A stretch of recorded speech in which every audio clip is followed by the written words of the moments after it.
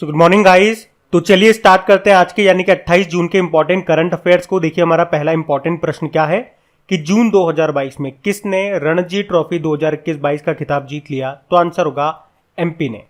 तो मध्य प्रदेश की टीम ने 41 बार की चैंपियन मुंबई को हरा करके 2021-22 का रणजी खिताब जीत लिया है। पहला पॉइंट तो ये हो गया। याद रखना, एमपी ने पहली बार रणजी खिताब जीता है। इसमें मध्य प्रदेश टीम के कप्तान कौन थे? आदित्य श्रीवास्तव थे। और जिसको हराया यानी कि मुंबई टीम के कप्तान थे पृथ्वी शॉ। ये भी याद रखना। इसका फाइनल कहाँ पे खेला गया? बेंगलुरु के एम चिन्नास्वामी स्टेडियम में। तो ये स्टेडियम का नाम भी याद रखना, पूछा जा सकता है। एम चिन्नास्वामी स्टेडियम कहाँ पर है? बेंगलुरु में है। और इसमें मैन ऑफ द टूर्नामेंट कौन रहे? मुंबई के बैट्समैन है सरफराज खान।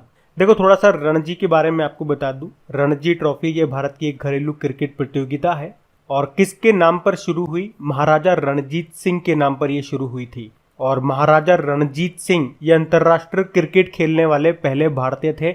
ये फैक्ट भी याद रखना। कब शुरू हुई थी यानी कि इसका पहला टूर्नामेंट कब हुआ था? 1934 में। पहला टूर्नामेंट किन किन के बीच हुआ था? Final Madras versus Mysore.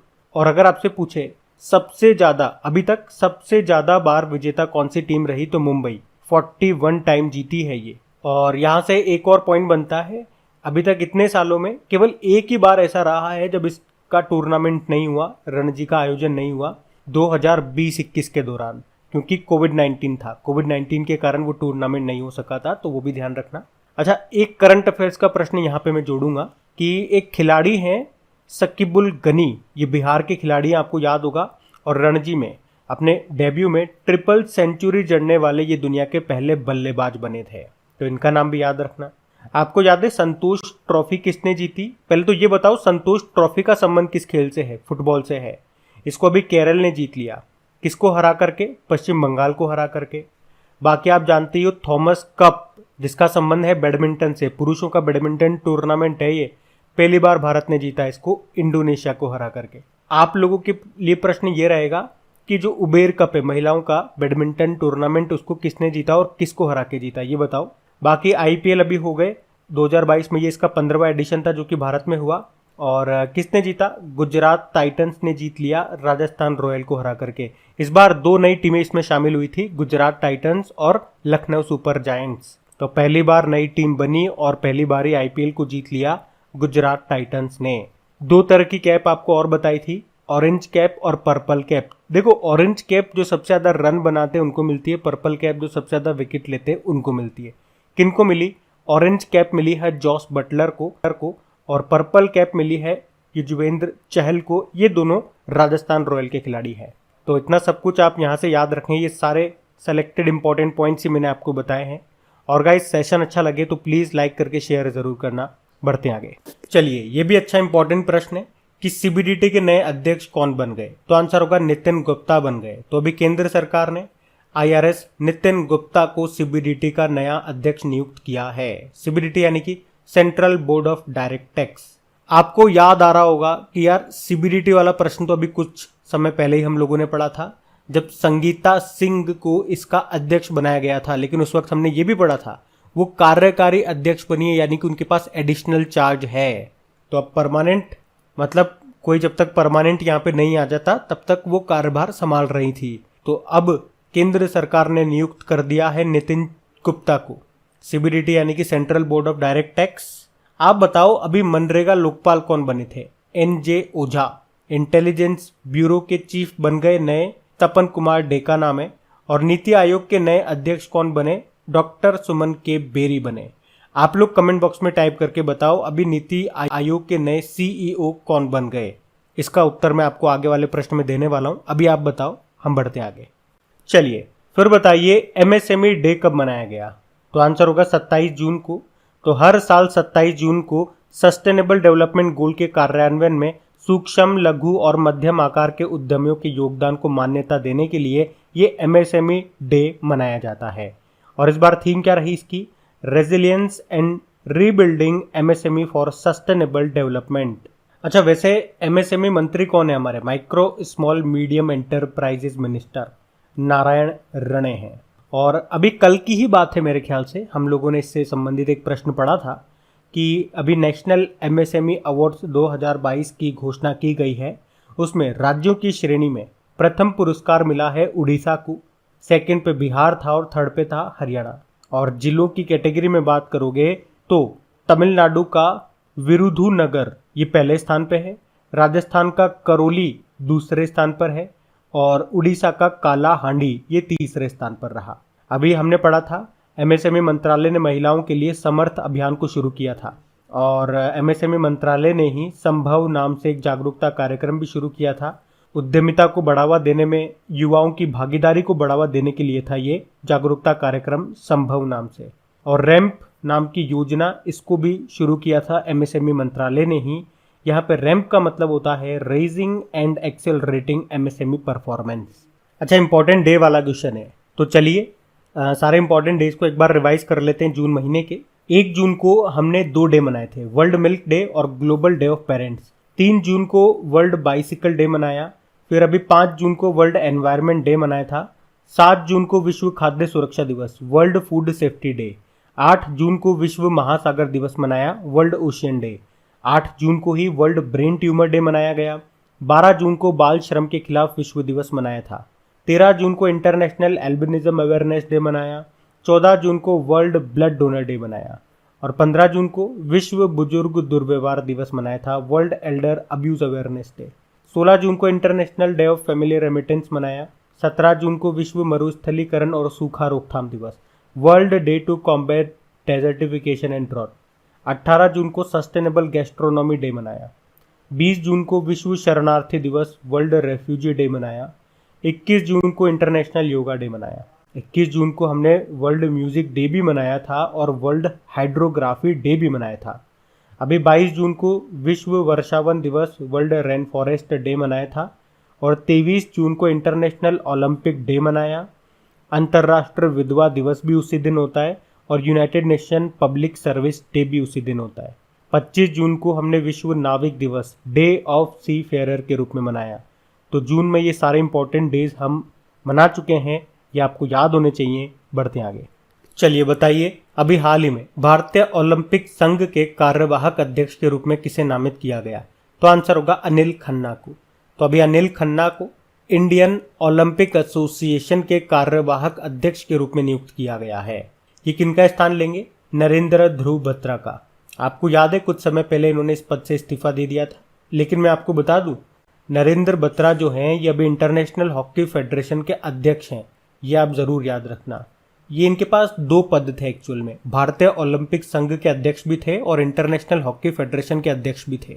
तो भारतीय ओलंपिक संघ के अध्यक्ष पद से इस्तीफा दिया है, इंटरनेशनल हॉकी फेडरेशन के तो ये अध्यक्ष बने हुए हैं, है ना। तो ये थोड़ा सा आप ध्यान रखना। कहीं मान लो एग्जाम में आपसे पूछ ले इंटरनेशनल हॉकी फेडरेशन के अध्यक्ष कौन है और आपको ध्यान रह जाए नरेंद्र बत्रा ने तो अभी इस्तीफा दिया था, तो सबसे पहले आप इस ऑप्शन को ही एलिमिनेट करो, ऐसा नहीं है। प्रश्न को ध्यान से समझ लेना। अगला, अगर मैं आपसे पूछूं कि नीति आयोग के नए सीईओ कौन बने, अभी पूछा था मैंने आपसे, तो आंसर होगा परमेश्वरन अय्यर। और न्यू डेवलपमेंट बैंक ने भारत में क्षेत्रीय कार्यालय का महानिदेशक किसे बनाया? डॉक्टर डीजे पांडियन को। और इसने अपना क्षेत्रीय कार्यालय कहाँ पे खोला? भारत में गिफ्ट सिटी गुजरात में। और रुचिरा कंबोज का नाम जरूर याद रखना, यूनाइटेड नेशन में भारत की परमानेंट रिप्रेजेंटेटिव बनी है, ये टीएस तिरुमूर्ति की जगह आई है, ध्यान रखना। बढ़ते आगे। चलिए फिर बताइए, अभी हाल ही में मध्य प्रदेश की सबसे कम उम्र की सरपंच कौन बन गई है? तो आंसर होगा लक्षिका डागर। 21 साल की लक्षिका डागर ये पंचायत चुनाव में जीत दर्ज करने के बाद राज्य की सबसे कम उम्र की सरपंच बन गई हैं। वे वैसे न्यूज एंकर और रेडियो जॉकी भी रह चुकी हैं। अच्छा, मान लो अगर आपसे एग्जाम में पूछा जाए कि अभी बालिका पंचायत का सफल आयोजन ये गुजरात के किस गांव में किया गया था? भाई गुजरात तो सबको याद है, लेकिन थोड़ा सा डीप में जाके पूछ ले कि गुजरात के किस गांव में, उस गांव का नाम बताओ। तो याद रखना कुनरिया गांव। ये गुजरात के कच्छ जिले में है कुनरिया गांव, जहां पे बालिका पंचायत का सफल आयोजन हुआ था। अच्छा, पंचायती राज दिवस, राष्ट्रीय पंचायती राज दिवस ये कब मनाते हैं? ये 24 अप्रैल को मनाया जाता है। आपको याद होगा अभी उत्तराखंड में एक दिन के लिए मुख्यमंत्री बनी थी, कौन? सृष्टि गोस्वामी। और उत्तराखंड की पहली महिला स्पीकर का नाम बताइए, ये प्रश्न भी एग्जाम में आया भी था, तो आंसर होगा रितु खंडूरी। और सेबी की पहली महिला अध्यक्ष का नाम है माधुरी बुच। देखो यहाँ पे बात मध्य प्रदेश की है, तो ये रहा मैप में मध्य प्रदेश। मध्य प्रदेश की कैपिटल भोपाल है और आप जानते हो 5वें खेलो इंडिया यूथ गेम्स का आयोजन भोपाल में ही होगा 2022 में। और वैसे आपको याद होना चाहिए 12वीं hockey India senior women's national championship ये अभी भोपाल में हुई थी, जिसको उड़ीसा ने जीता था कर्नाटक को हरा करके। और 12वीं senior mains national hockey championship का आयोजन भी हुआ था भोपाल में, इसको हरियाणा ने जीता तमिलनाडु को हरा करके। उसके अलावा Ubaidullah Khan heritage hockey cup का आयोजन भी भोपाल में हुआ था, जिसको भारतीय रेलवे ने जीता था आर्मी 11 को हरा करके। और भारत का पहला ई वेस्ट क्लिनिक ये भी आपको मिलेगा भोपाल में। यहाँ के मुख्यमंत्री हैं शिवराज सिंह चौहान, गवर्नर कौन है, मंगू भाई छगन भाई पटेल। और लाडली लक्ष्मी योजना 2.0 इसको भी मध्य प्रदेश सरकार ने शुरू किया था। और याद रखना लता मंगेशकर जी के नाम पे संगीत अकादमी और संग्रहालय का निर्माण किया जाएगा मध्य प्रदेश के इंदौर में। और बताओ पहला लता दीनानाथ मंगेशकर पुरस्कार से किसे सम्मानित किया गया? प्रधानमंत्री नरेंद्र मोदी को। और एशिया का सबसे बड़ा बायो सीएनजी प्लांट ये कहाँ पे बनेगा? तो आंसर होगा इंदौर में ही। और देश का पहला चाइल्ड बजट पेश करने वाला पहला राज्य ये आपका मध्य प्रदेश ही है। और देश का पहला ड्रोन स्कूल ये कहाँ पे खोला गया? ये मध्य प्रदेश के ग्वालियर में। तानसेन महोत्सव ये भी आयोजन होता है ग्वालियर में ही। और भारत का पहला जियोलॉजिकल पार्क ये बनेगा मध्य प्रदेश के जबलपुर में। मध्य प्रदेश के जबलपुर में जो लम्हेटा गांव है वहां पर। और जबलपुर ये किस नदी के किनारे स्थित है? नर्मदा नदी के किनारे। और एशिया का सबसे लंबा और दुनिया का 5वां सबसे लंबा हाईवे स्पीड ट्रैक का उद्घाटन भी किया गया था इंदौर में ही, जिसका नाम है नेटरेक्स, जिसकी लंबाई है 11.3 किलोमीटर। तो ये सारे पॉइंट्स ध्यान रखना आप बढ़ते आगे। चलिए बताइए हाल ही में किसे इंडिया डेप्थ रेजोल्यूशन कंपनी के प्रमुख के रूप में नियुक्त किया गया? तो आंसर होगा अविनाश कुलकर्णी को। तो India resurgence asset reconstruction company के मुख्य कार्यकारी अधिकारी हैं अविनाश कुलकर्णी, जिनको इंडिया डेप्थ रेजोल्यूशन कंपनी का प्रमुख चुना गया है। वे 83,000 करोड़ रुपए से अधिक के फंसे हुए ऋणों की वसूली करने वाले एकमात्र एजेंट होंगे। वैसे ये इससे पहले एसबीआई के साथ भी काम कर चुके हैं। नाम है अविनाश कुलकर्णी। अभी आरबीएल बैंक के एमडी सीईओ कौन बने थे? आर सुब्रमण्य कुमार। और राष्ट्रीय जांच एजेंसी नेशनल इन्वेस्टिगेशन एजेंसी के नए प्रमुख बने दिनकर गुप्ता। और अभी दिल्ली के नए उपराज्यपाल लेफ्टिनेंट गवर्नर कौन बने? विनय कुमार सक्सेना। ध्यान रखना ये नाम भी बढ़ते आगे। चलिए बताइए जून 2022 में संयुक्त राष्ट्र महासागर सम्मेलन 2022 का आयोजन ये कहां पे शुरू हुआ? तो आंसर होगा पुर्तगाल में। तो अभी 27 जून 2022 को संयुक्त राष्ट्र महासागर सम्मेलन यानी कि यूनाइटेड नेशन ओशियन कॉन्फ्रेंस 2022 का आयोजन ये पुर्तगाल में किया जा रहा है। और पुर्तगाल में भी कहाँ पे? पुर्तगाल के लिस्बन में। और पुर्तगाल सरकार केन्या की सह मेजबानी से इस सम्मेलन का आयोजन कर रही है। तो सस्टेनेबल डेवलपमेंट गोल 14 ये दुनिया के महासागरों और समुद्री संसाधनों के संरक्षण और सतत आयोग की आवश्यकता पर बल देता है। और इसमें भारत को रिप्रेजेंट कौन कर रहे हैं? हमारे राज्य मंत्री डॉक्टर जितेंद्र सिंह। और हाँ, संयुक्त राष्ट्र ने 2021 से लेकर 2030 तक को सतत विकास के लिए महासागर विज्ञान के दशक के रूप में भी घोषित किया है। अच्छा बताओ, हमने विश्व महासागर दिवस वर्ल्ड ओशियन डे कब मनाया? 8 जून को मनाया। अच्छा, अभी मोदी जी गए थे G7 समिट को अटेंड करने के लिए। और अभी इसका आयोजन कहाँ पे किया गया? या प्रश्न यूं पूछूं कि G7 समिट जो है 2022 में ये कहाँ पे हुई, इसकी अध्यक्षता किसके पास है? तो आंसर आपको करना है जर्मनी। आपको पता है 2022 में क्वाड देशों की जो चौथी समिट हुई थी वो कहाँ पे हुई थी? टोक्यो जापान में। और सबसे इंपॉर्टेंट प्रश्न ये भी रहेगा कि इसकी जो अगले साल 5वीं बैठक होगी वो कहाँ पे होगी? ऑस्ट्रेलिया में। और अभी 2022 में आसियान के अध्यक्षता किसके पास है? तो याद रखना कंबोडिया के पास। पिछले साल बंदरसेरी बागबान ब्रुनेई में इसकी अध्यक्षता की गई थी। और 2022 में ब्रिक्स की 14वीं समिट ये हुई चाइना में। और बिम्स्टेक की अध्यक्षता किसके पास है 2022 में? तो श्रीलंका के पास है। और G20 की बात करें तो इसकी अध्यक्षता 2022 में इंडोनेशिया के पास है। अगले साल भारत के पास होगी। और यहाँ से भी एक प्रश्न पढ़ा था हम लोगों ने कि अगले साल जो G20 की समिट होगी ये कहाँ पे होगी? भारत में होगी ये तो पता है, लेकिन भारत में भी कहाँ पे? तो जम्मू कश्मीर में, याद रखना। और कोप 27 का आयोजन 2022 में होगा कहाँ पे? मिस्र में, यानी कि इजिप्ट में। अगले साल कोप 28 का आयोजन यूनाइटेड अरब अमीरात में होगा। अच्छा, आपको याद है अभी दूसरा नॉर्डिक भारत समिट ये हुआ था कहाँ पे? कोपेनहेगन डेनमार्क में। और नॉर्डिक देश में कौन कौन से देश आते हैं? तो याद रखना यूरोप के 5 देश आते हैं, डेनमार्क, स्वीडन, फिनलैंड, नॉर्वे और आइसलैंड। तो ये भी कुछ पॉइंट्स हैं जो मैंने आपको बताए, ध्यान रखना। अच्छा, एक प्रश्न मैं आपसे पूछूंगा। अभी एक नया ग्रुप बना है, करंट अफेयर्स में पढ़ा होगा आपने। इस ग्रुप का नाम है I2U2। बताओ इसमें कौन कौन से देश शामिल हैं? पहले तो ये बताओ कितने देश शामिल हैं और कौन कौन से, क्या नाम है उनके, बताओ, हम बढ़ते आगे। तो इस प्रश्न में आपको बताना है कि अभी हाल ही में संस्कृत भाषा में अनाउंसमेंट करने वाला दुनिया का पहला एयरपोर्ट कौन सा बन गया है? तो आंसर होगा लाल बहादुर शास्त्री अंतर्राष्ट्रीय एयरपोर्ट। और ये कहाँ पर है? ये वाराणसी में। तो धर्म और संस्कृति के प्राचीन केंद्र वाराणसी के लाल बहादुर शास्त्री अंतर्राष्ट्रीय एयरपोर्ट पर हिंदी और अंग्रेजी के साथ अब संस्कृत भाषा में भी अनाउंसमेंट किया गया। और ये दुनिया का पहला एयरपोर्ट है जो संस्कृत भाषा में भी यात्रियों को जानकारी देता है। इस एयरपोर्ट पे आपको बता दूं, जल्दी दक्षिण भारतीय भाषाओं में भी यात्रियों को कोरोना से बचाव की जानकारी मिलेगी। अच्छा, आप मुझे बताओ, अभी कौन सा हवाई अड्डा पूरी तरह से हाइड्रो और सोलर से चलने वाला पहला एयरपोर्ट बना था? तो आंसर होगा इंदिरा गांधी इंटरनेशनल एयरपोर्ट, नई दिल्ली। और अभी स्काई ट्रैक्स 2022 के वर्ल्ड एयरपोर्ट अवार्ड्स में कतर का जो हमद इंटरनेशनल एयरपोर्ट है उसको विश्व का सर्वश्रेष्ठ एयरपोर्ट घोषित किया गया। और बंगलुरु का जो केम्पेगौड़ा इंटरनेशनल एयरपोर्ट है उसको भारत और दक्षिण एशिया में बेहतरीन क्षेत्रीय हवाई अड्डा घोषित किया गया था। अच्छा, चलो बताओ, गोपीनाथ बारदोलाई हवाई अड्डा ये कहाँ पर है? ये आपको मिलेगा असम में। असम का संस्थापक इन्हीं को ही तो कहा जाता है, गोपीनाथ बारदोलाई को। और वीर सावरकर एयरपोर्ट ये आपको मिलेगा अंडमान निकोबार में। सुभाष चंद्र बोस एयरपोर्ट ये आपको कोलकाता में मिलेगा। और जयप्रकाश नारायण इंटरनेशनल एयरपोर्ट आपको पटना में मिलेगा। आपने पढ़ ही लिया लाल बहादुर शास्त्री इंटरनेशनल एयरपोर्ट ये आपको कहाँ मिलेगा? बनारस या वाराणसी। अच्छा, चौधरी चरण सिंह एयरपोर्ट ये आपको मिलेगा लखनऊ में। और बिरसा मुंडा एयरपोर्ट ये भी याद रखो, ये है रांची झारखंड में। बिरसा मुंडा के नाम पे भारत में जो सबसे बड़ा हॉकी स्टेडियम बन रहा है उड़ीसा के राउरकेला में, उसका नाम भी रखा गया है। और वैसे हरियाणा का जो हिसार एयरपोर्ट है उसका नाम बदल के क्या कर दिया, या किसके नाम पे रख दिया? महाराजा अग्रसेन के नाम पे। ये हरियाणा का पहला सिविल एयरपोर्ट होगा, ये अब तक हमारी सेना का एयरपोर्ट था। और आपको बता दूं, जो औरंगाबाद हवाई अड्डा है उसका नाम संभाजी महाराज एयरपोर्ट कर दिया गया है। अयोध्या एयरपोर्ट का नाम मर्यादा पुरुषोत्तम श्री राम के नाम पे कर दिया गया।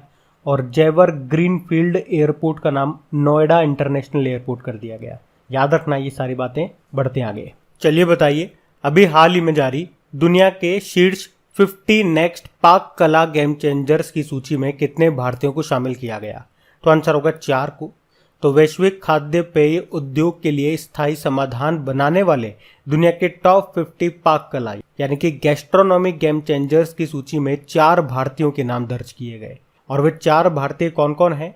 तो दिल्ली स्थित फॉरेंसिक वैज्ञानिक हैं डॉक्टर ऋषा जैस्मीन, बंगलुरु के विनेश जॉनी, अनुषा मूर्ति और मुंबई के निधि पंत। अच्छा, सस्टेनेबल गैस्ट्रोनॉमी डे ये आप लोग बताएंगे ये हम कब मनाते हैं? हम बढ़ते आगे।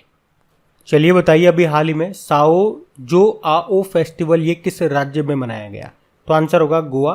तो कोरोना के कारण 2 साल से इसे नहीं मनाया गया था, लेकिन इस साल इसका आयोजन किया गया। कहाँ पे? गोवा में। इसे सेंट जॉन द बैप्टिस्ट भी कहते हैं और इसे हर साल 23 जून को मनाया जाता है। अब बात गोवा की है तो ये रहा मैप में गोवा। देखो, गोवा की कैपिटल पणजी है और पणजी किस नदी के किनारे स्थित है? तो मांडोवी नदी के किनारे। अच्छा, वैसे अभी आपको याद होगा हमारी जो फाइनेंस मिनिस्टर है निर्मला सीतारमण, उन्होंने बताओ कहाँ पे राष्ट्रीय सीमा शुल्क और जीएसटी संग्रहालय का उद्घाटन किया था? तो आंसर होगा पणजी, गोवा में। और इसका नाम क्या दिया था? धरोहर। ये 2 मंजिला ब्लू बिल्डिंग थी। याद आया? और याद रखना, यूनिफॉर्म सिविल कोड ये एकमात्र गोवा में ही लागू है। यूनिफॉर्म सिविल कोड मतलब समान सिविल संहिता। और आपको याद होगा भी उत्तराखंड ने इसे लागू करने के लिए रंजन प्रकाश देसाई समिति का भी गठन किया था। गोवा के मुख्यमंत्री कौन है? प्रमोद सावंत। आपको याद होगा अभी इन्होंने ही समुद्री तटों पर अवैध गतिविधियों की शिकायत के लिए बीच विजिल एप्लीकेशन को भी लॉन्च किया था। अच्छा, देश का पहला रेबीज मुक्त राज्य कौन सा बना? तो गोवा। और हर घर के लिए ओडीएफ और बिजली हासिल करने वाला पहला राज्य भी है गोवा। उसके अलावा गोवा में भारत का पहला सैंड ड्यून पार्क ये भी विकसित किया जाएगा। और भारत की पहली हरित ऊर्जा अभिसरण परियोजना green energy convergence project Goa में स्थापित की जाएगी। अच्छा ये बताओ, गोवा को पुर्तगाल से मुक्त कराने के लिए कौन सा ऑपरेशन चलाया गया था? ऑपरेशन विजय 1961 की बात है। अब बात करेंगे कल के वीडियो में पूछे गए प्रश्न के उत्तर की। तो कल के वीडियो में आपसे पूछा था कि किस राज्य सरकार ने चिकित्सा बीमा योजना है मेडिसेप इसको शुरू किया, तो आंसर होगा केरल। आप सभी ने प्रश्न का बिल्कुल सही उत्तर दिया है। और गाइज, सेशन अच्छा लगे लाइक करके शेयर जरूर करना। और हाँ, इन सभी का क्विज बना करके अपलोड कर दिया गया आपकी क्रैक एग्जाम एप्लीकेशन पे, वहीं पे इनकी पीडीएफ भी आपको मिल जाएगी। तो अच्छे से प्रैक्टिस करना, टेस्ट लगाना और देखना कितना स्कोर आप कर पाते हो। बाकी ये रहा आज का आपका होमवर्क प्रश्न।